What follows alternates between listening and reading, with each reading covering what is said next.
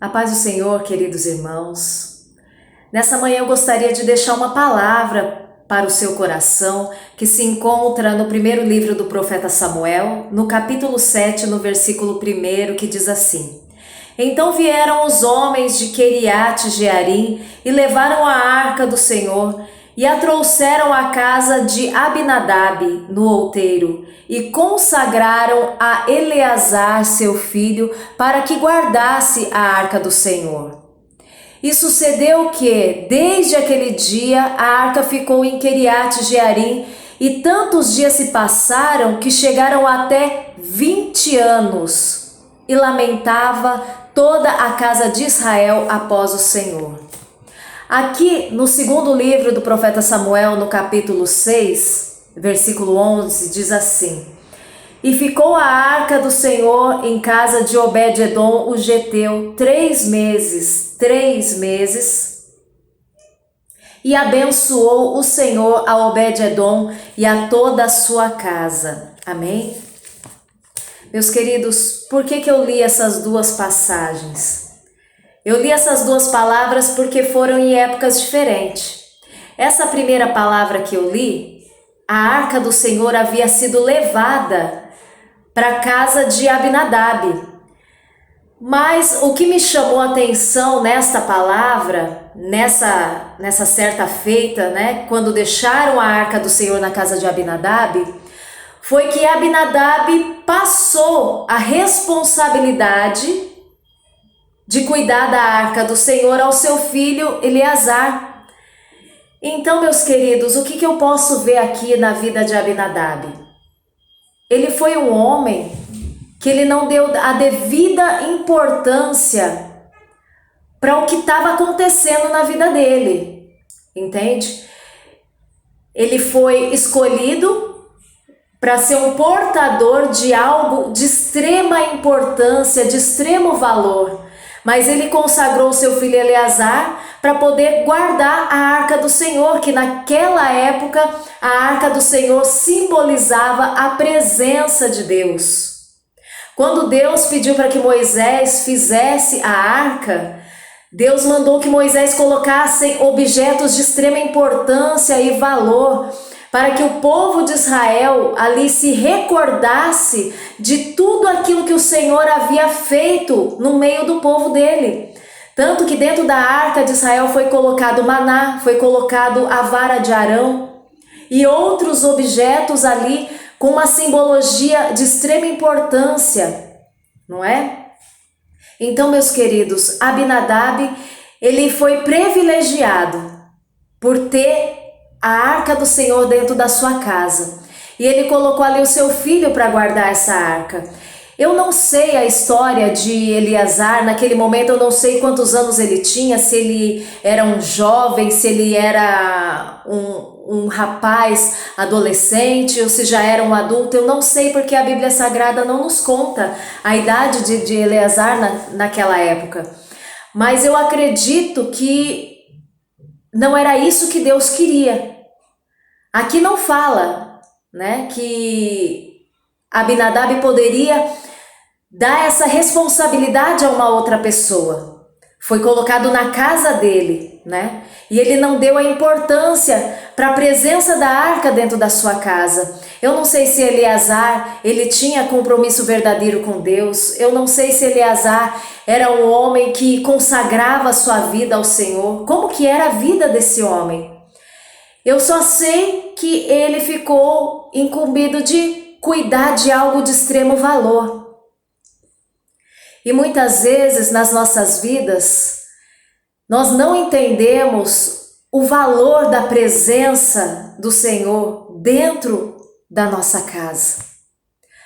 Meus queridos, Abinadab teve essa arca dentro de sua casa por pelo menos 20 anos. E a palavra do Senhor aqui no final desse versículo 2 diz que e lamentava toda a casa de Israel após o Senhor. O que significa isso?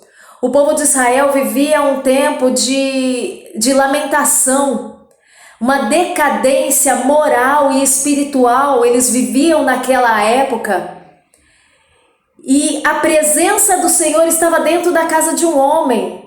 E a vida desse homem, na Bíblia Sagrada não nos fala, mas a vida desse homem não tem nenhum relato de que algo extraordinário, algo mudou na vida desse homem por 20 anos que a presença do Senhor estava lá, simbolizado pela arca. Aonde é que estava o erro, meus queridos? Estava na arca do Senhor? Não. O erro estava na vida de Abinadab, que não deu devido valor a um objeto de tamanha importância. Por que nós vemos na vida de tantas pessoas que servem a Deus, que se denominam cristãos, que vão à igreja, não faltam culto, tem os seus cargos na igreja, às vezes tem até um ministério, cantam, pregam muito bem, conhecem muito bem a palavra. Você olha para a vida delas assim, dentro da igreja, você imagina que é uma pessoa extremamente abençoada, que a presença de Deus está realmente na vida daquela pessoa, por aquilo que ela faz, por aquilo que ela fala, dentro da igreja. Mas dentro da casa dela, somente o Senhor sabe como é a sua vida. A palavra do Senhor diz que nós estamos rodeados de uma grande nuvem de testemunhas. E testemunhas de quem? Testemunha de demônios, testemunha de anjos, testemunhas do Espírito Santo de Deus. Muitas vezes nós olhamos para as pessoas e julgamos ela pela capa, por aquilo que elas nos mostram ser. Mas aquilo que elas verdadeiramente são, por dentro, dentro do seu coração, somente o Espírito do Senhor pode testificar. Porque somente o Senhor sabe o que nós vemos, o que nós ouvimos, o que nós falamos e aquilo que nós fazemos. A nossa casa é o nosso primeiro ministério. E muitas pessoas não entendem que para você ter um ministério, uma vida bem-sucedida, você tem que ser primeiramente cristão dentro do seu lar. Viver a palavra e a vontade do Senhor dentro do seu lar. Muitas pessoas esquecem que estão rodeados de uma grande nuvem de testemunhas, esquecem que a presença de Deus está 24 horas por dia ao seu lado, vendo tudo que elas fazem, falam, ouvem e praticam, que vivem uma vida de qualquer jeito, não vigiam, vivem uma vida de uma inércia espiritual. Elas vão se enfraquecendo porque elas não buscam mais ao Senhor, não oram mais, não jejuam mais, não lê mais a Bíblia. Elas vão vivendo uma inércia espiritual tão grande que elas acabam deixando entrar dentro dos seus lares coisas que não agradam a Deus. Elas passam a não vigiar, a esquecer da presença de Deus e acabam fazendo coisas que afastam a presença do Senhor de suas vidas. A palavra do Senhor diz que o ouvido do Senhor, os ouvidos do Senhor não estão agravados para que não possa ouvir-nos, e nem as suas mãos encolhidas, mirradas, para que não possa nos salvar, mas que os nossos pecados fazem separação entre nós e o Senhor. O que significa? Nós somos templo e morada do Espírito Santo de Deus. E o Senhor, Ele não habita em templo imundo. Então, para que o Senhor habite dentro de nós, é necessário nós termos um coração puro. Nós temos uma vida santificada. E a mesma coisa dentro da nossa casa, para que o Senhor habite dentro do nosso lar e venha nos abençoar, nos prosperar, nos dar saúde, abençoar o nosso casamento, a vida dos nossos filhos. Nós precisamos ter uma vida pura, uma vida consagrada, uma vida santificada para o Senhor. Meus queridos, há uma diferença daquele que serve e daquele que não serve. E você pode ver na vida de muitas pessoas, você olha e fala, mas eu não entendo, por que essa pessoa parece que vive num círculo, a vida dela não anda, a vida dela não prospera, está sempre passando dificuldade, está sempre passando necessidade. A vida dela, a família dela nunca prospera, o casamento nunca dá certo, essa pessoa vive enferma. O que acontece com essa pessoa? Ela é uma bênção, olha só, prega tão bem dentro da igreja, canta, é uma bênção dentro da casa do Senhor. E o que acontece?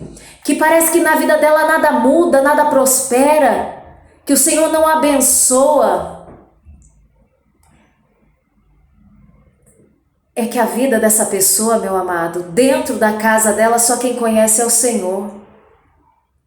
Como foi aqui na vida de Obed-edom. A arca do Senhor ficou somente 3 meses na casa daquele homem. E quem sabe aquele homem, ele valorizou a presença da arca do Senhor de tal forma que ele cuidava, ele amava aquela arca. Ele simplesmente valorizava a ponto de achar um privilégio. Ele cuidava, ele falava: meu Deus, que privilégio ter um objeto de tanto valor para todo Israel. E foi, olha só, foi dado a oportunidade para estar dentro do meu lar. Quem sou eu? Quem sou eu para que um objeto tão importante estivesse dentro da minha casa? Eu vou cuidar, eu vou zelar. Quem sabe ele acordava todos os dias, a primeira coisa que ele fazia era olhar para a arca do Senhor ali. E ele olhava, sabe, os olhos dele se enchiam e falava: meu Deus, obrigada, Senhor, porque a tua arca está aqui dentro da minha casa. Eu sei que através dessa arca a tua presença está aqui dentro da minha casa. E ele valorizava essa presença dentro do seu lar. E isso fazia com que o Senhor abençoasse a vida dele, a família dele. Então, meus queridos, a presença do Senhor é algo maravilhoso, é algo valoroso. Conhecer ao Senhor é algo valoroso. Então, meus queridos, medite nesta palavra. Ouça o que o Espírito Santo está falando para mim e para você nessa manhã. Não ache que a presença do Senhor é qualquer coisa, não. Não se acostume com a presença de Deus, mas tema a presença de Deus. Vigie.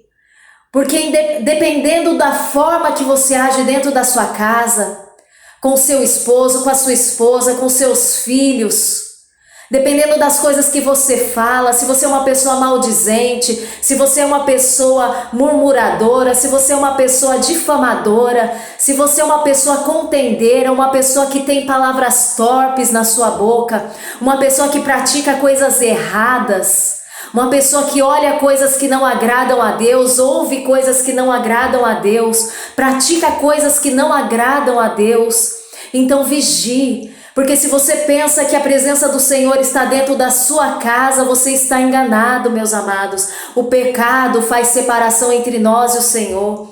E aquilo que nos aproxima de Deus, da sua presença, é uma vida consagrada, uma vida santificada. Então há uma diferença daquele que prospera, daquele que é abençoado e daquele que vive uma vida somente de casa para a igreja, da igreja para casa. Ir para a igreja não significa ter a presença de Deus na sua vida, ter uma vida abençoada, porque a igreja é somente um templo, é somente um lugar de 4 paredes que nós usamos para nos reunirmos, para buscar e adorar o Senhor. Mas a igreja verdadeira somos nós. Nós somos a igreja do Senhor, nós somos templo e morada do Espírito Santo de Deus. E para que o Senhor habite dentro de nós e dentro da nossa casa, nós precisamos viver uma vida valorizando a presença de Deus, nos consagrando e nos santificando a Ele. Amém? Receba essa palavra com muito amor, com muito carinho da parte do Senhor e tenha a presença de Deus na sua vida. Não se acostume com uma vida de mesmice. Não se acostume com essa vida inerte, vivendo somente neste mundo. Busque a presença do Senhor, traga a presença do Senhor para dentro da sua casa, porque se o Senhor não edificar a casa, em vão vão trabalhar aqueles que edificam. Amém? Então edifique a sua casa espiritual, busque ao Senhor a cada dia e tenha uma vida abençoada. Amém? Que Deus abençoe a sua vida, Deus abençoe seu dia, te prospere, te dê saúde e que a presença do Senhor seja real, verdadeira e constante na sua vida, para a glória de Deus. Amém? Que Deus te abençoe no nome de Jesus.